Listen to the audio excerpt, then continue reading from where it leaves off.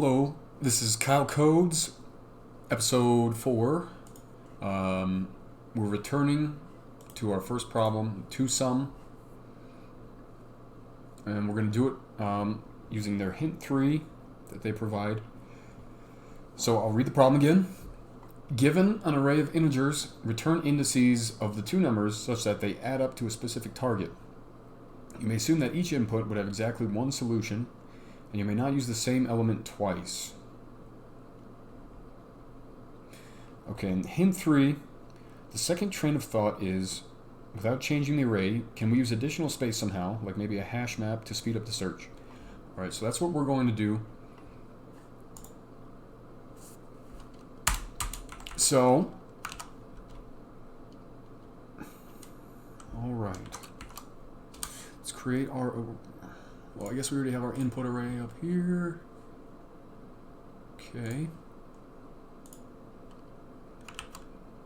Okay, so the first thing we want to do is build our hash table.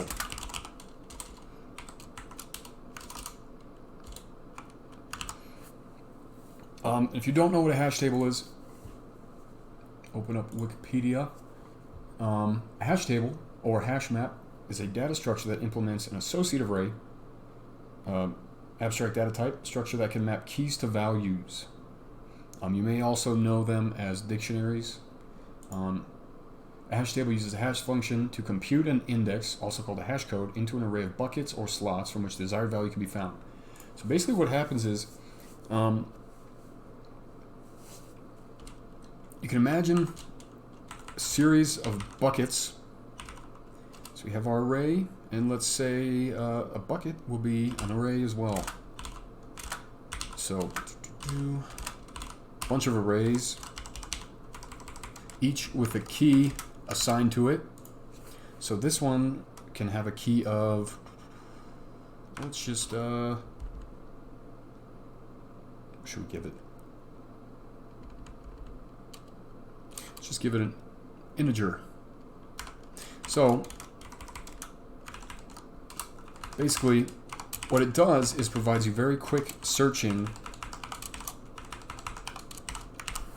based on your key, can provide you instant access to the items that correspond to that, so the values. So and the usefulness is you can use things such as strings as well. So if you are looking for say last names of people, you have first name, what are some names? I can't even think of names. Deborah. Other names. Name. Peter. So basically what happens is you can access them by same way you'd use you'd access an element in an array, but you use the a key which can be arbitrary value. So it could be a string. For hash tables, I believe it's always strings. But if you're using a C# dictionary, you can actually use anything. More on that later, I suppose. So yeah, if you're mapping from first names to last names, you can have what's the last name? Smith, Morgan,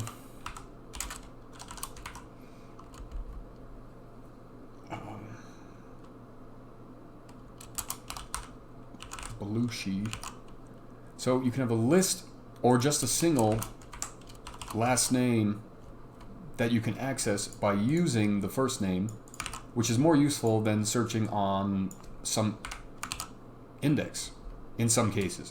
So this is actually going to come in. This is going to come in handy in our code program, because what we're doing is we're actually going to map value to index.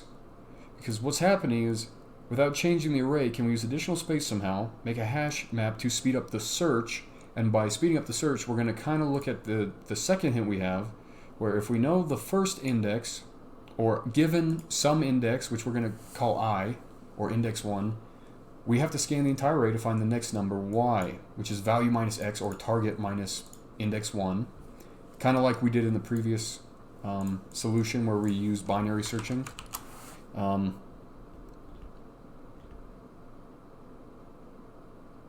So we're going to use a hash map, so we know the value we're looking for, and we're going to hash it to the index, and we can even check if it exists at all in the hash map. So this is probably going to speed things up quite a bit. Okay, so the first thing we want to do is iterate through nums.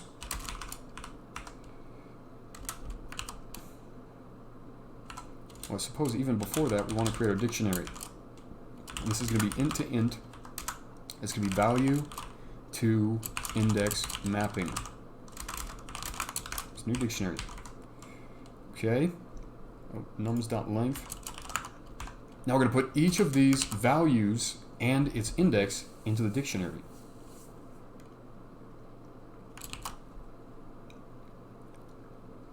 Actually, this might only allow a single. Yeah, if the key already exists, it's not going to allow it. So we might want to do a dictionary and a list of ints, because there could be duplicates. So I'm just going to go, I'm going to assume that for now. I don't know if we'll end up using that, but that sounds right. Okay.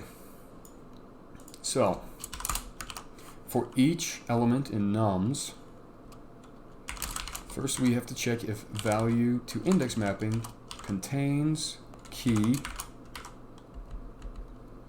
nums I, because we're using the value as the key and the index as the value in the dictionary. So if it does contain it, all we want to do is value key index mapping, use the value, and that's going to return a list, and we want to add the index that we're currently on. Okay, else it does not contain it, so we want to do add key nums I new list, new list of int, and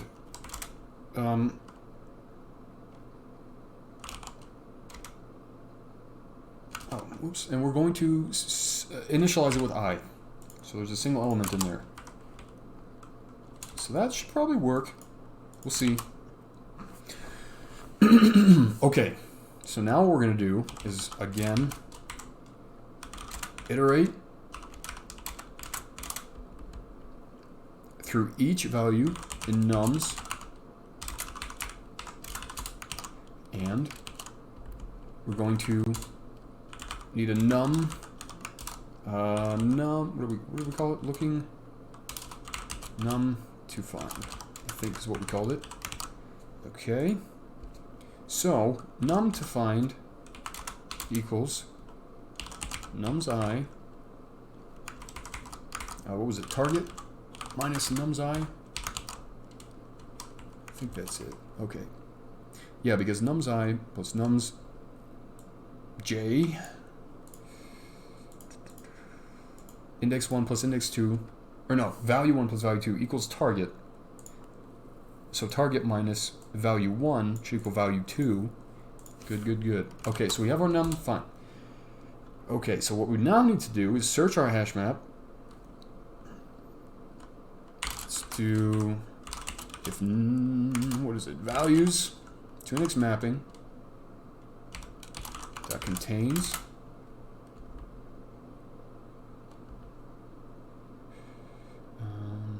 key, contains key num to find, else we do nothing. So if it contains the num we're looking for, we need to grab that index.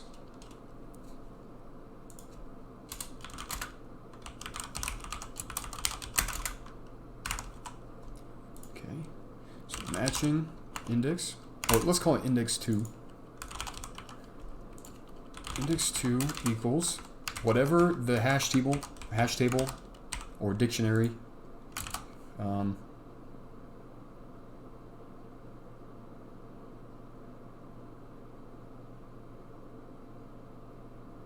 wait.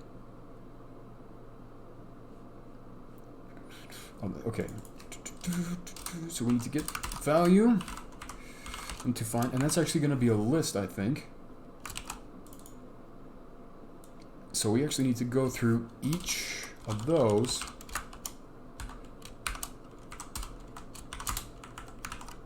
For each var, this would be matching index in to index mapping.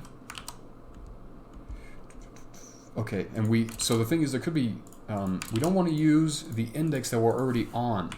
So if I, which is the current index we're iterating on, does not equal matching index, then we're going to set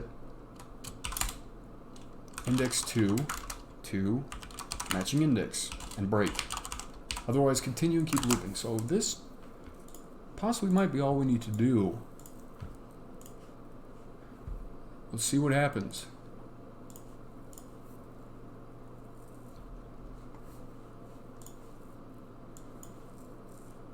Okay, we got no match. And there probably should be a match. Because we're looking for 68, and we have 57 and 11. Okay. So let's debug this. Okay. Value to index mapping. What do we got? 16 items. 0 and 18 are 2. 7 has 1.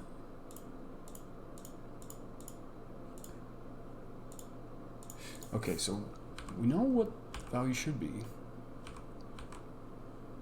Num to find equals target 68 minus 66, so that's, we're looking for 2. If contains key, undefined. It does not contain it, so we continue. Undefined is 61. Undefined is 57, and I believe it contains that, right? 57. It does. Contains key. Okay, so for each matching index in, value to index mapping, pass it. Oh.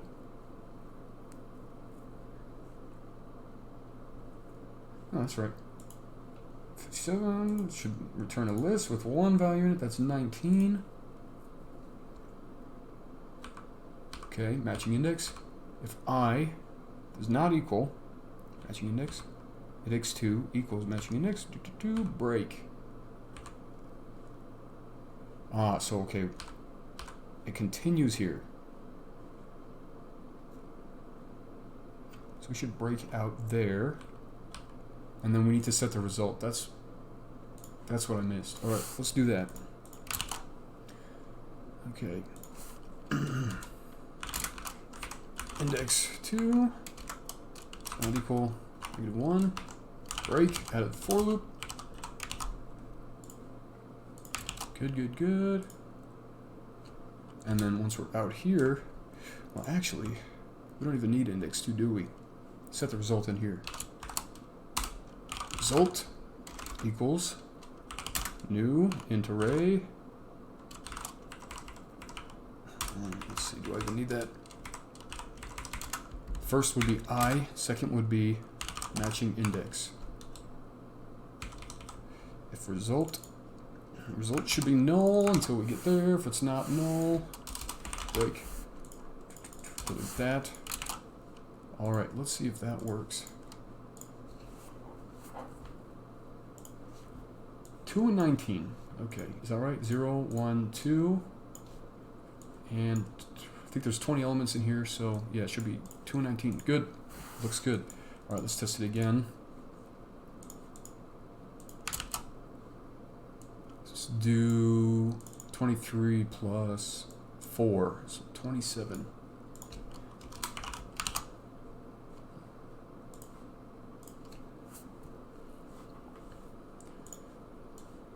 Three and 14. 3, 15. 15 plus. Oh, that's right too. Okay. All right. that was pretty easy. Good hash table stuff. Okay, maybe some details on hash table stuff. So in C#, I use dictionary.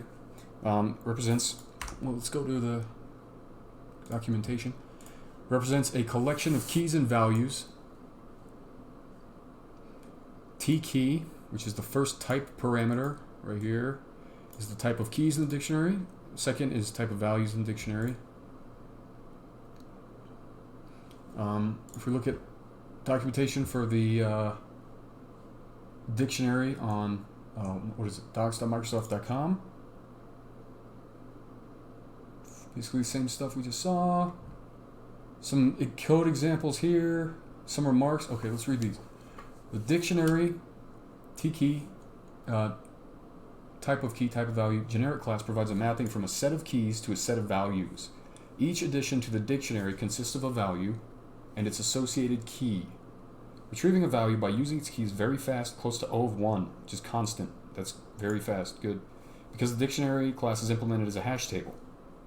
So they mentioned a hash table in the LeetCode project, and the reason I chose to use dictionary is because there's a hash table.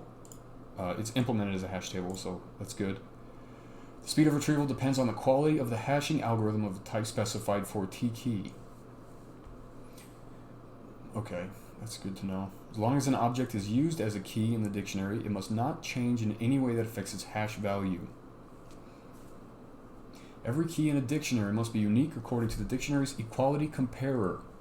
So that's important for the problem we just did, because it's possible that there are not unique, there are duplicate values. So that's why we used a list as opposed to just a dictionary of ints to ints. We needed a list of ints.